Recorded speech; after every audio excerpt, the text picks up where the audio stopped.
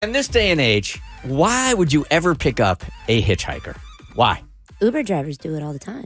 Oh, kind of. Yeah, it's a little bit different. They got to register. They got to register their cars. Yeah. You know who's in the car. You know who's driving the car. No, she's talking about the people that Uber people pick up. They don't really know anything about us. Yeah, They get a little picture of us, Yeah. but sometimes those are foul. And a rating. If something happens, they can find you, though. There's a way that you can be found. You can at least be Hitchhiking- tracked. Yeah, exactly. Yeah, with hitchhiking, when you just see somebody on the side of the road, what gives you the urge to just pull over and go, hey, that looks like a person that could use a ride. I think I'll do it. Our producer, Kyro, is that guy. What the hell? In my defense, I did not pull over my car to pick up the hitchhiker. We were both walking, and it was raining, so I was like, it's raining, so I kind of got to help the guy out. Oh, you were both what? walking? Huh? My apartment is right across from the studio, so it was about 1:30 in the morning to start this story off, and I was walking really quickly over to my apartment, and I was going to come back, and I was walking. I saw a guy in the distance. We walked past each other. He asked me if I had a cigarette on me. I said no, and I started to walk away from him, and then I realized it's kind of raining out here. I should do the right thing. Run as quickly as you can away from him? Yeah. No. No, that's not it. Okay. I pointed to our parking garage and I said, hey, man, how far are you walking? If you need, my car's over there. We could just drive you down the road. All right, so let me get... Go ahead. Help me paint this picture. Well, first of all, what did this guy look like? What was he wearing? All right, that factored in a little bit, too, because I felt kind of bad when I started to walk away because I said, there's no way my conscience can live. No one else is going to pick this guy up. Like, no one else is going to lend him a hand because he looked like Dennis Rodman. He had a bunch of face tattoos and face piercings. So I was like, I got to do the right. I couldn't go to sleep knowing like, oh, well, maybe someone else helped this guy out walking in the rain. Like, okay, so no one's helping him out. We're calling him a hitchhiker, but technically he's not because he did not ask for a ride. You offered one. When you didn't He even have needed a a car. ride. It was raining. He looked like he could possibly have just escaped from prison, and he asked you for a cigarette, and you decided, let me give him a ride. How much bigger was he than you? He's like 6'2". Okay, so Ooh. it's the middle of the night. It's raining. Guy with tattoos On his face. on his face is walking down the street, and you say, hey, and you guide him in to the parking garage where there's very little cameras, very little security, and say, hey, I got a car down in the parking garage that I'll give you a lift wherever you want to go. Well, Or did when you give him the say it keys like to that- your car? When you say it like that, Bring it back when you're finished. Okay. All right, now what? so we walked to my car. I had a bunch of stuff in my car, so I had to move it to the back to make room for him. Valuable stuff, I hope. I wonder that if he got he's thinking. to see. I wonder if he's thinking the same thing about Kyro. Yeah, what a You know, creep. Offering me a ride without a car. Well, he must have sized you up and said, I can take this Yeah. guy. All right. Yep. I mean, that's not much. That's what he must have said to himself. Okay.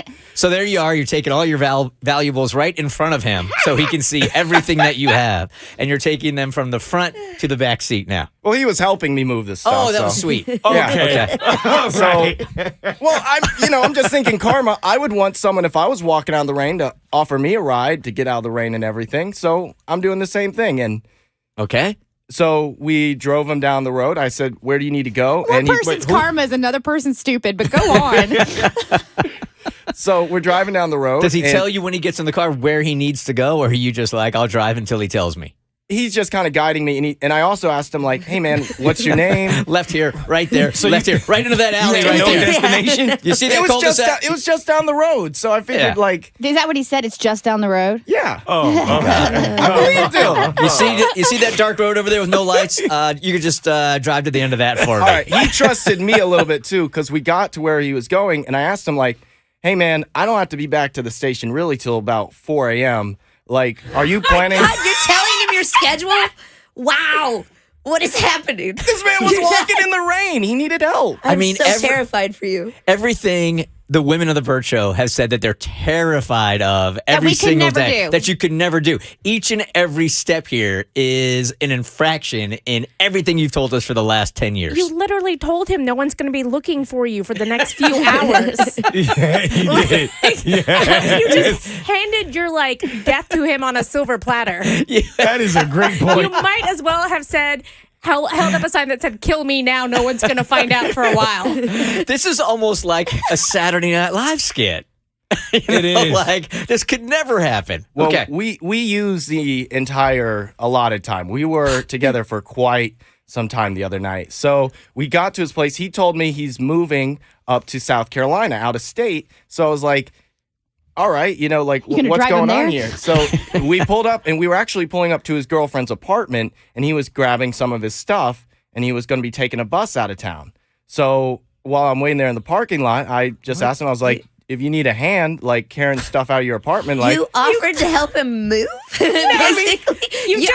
Are you desperate for friendship? Because if I just anybody had makes eye nothing to contact do. with me on the and streets, I was gonna help him. You Like, just I helped figured- him rob his girlfriend's apartment and drove No, to she get was in the there. car. She was there because it got really awkward because he decided, I'm just offering to help him move his stuff and Yeah. carry out a couple bags. I was like, hey, it'll be quicker for me too if we only make one trip instead of me waiting for you to make two trips. How do you know she was there? Because we had to call her to let us in, and he had to use my phone because he didn't got one on him. I realized The man didn't today have a phone. Okay. Wow. that walking in the footsteps of Jesus Christ is very, very dangerous. This is something Jesus would do. But he could do that back in the day. There weren't parking garages. I think at some point even Jesus would have said, all right. Enough is enough. Something's not right. Now you need to borrow my phone, really? Yeah, that's going too far. the most at that Christian point, it's thing just I've ever like heard. a small extra Well, hey, step. no, this is good though because now we have somebody else who knows Kyro's whereabouts. Well, technically, he knows ours too because Kyro showed him where he Right. works. But we're missing Oh, a yeah. piece here because you said you guys spent a lot of time together. So you spent 3 hours with each other. So we're at his girlfriend's place. We're moving the stuff out. He gives me 2 bags, and he's got this big bag himself.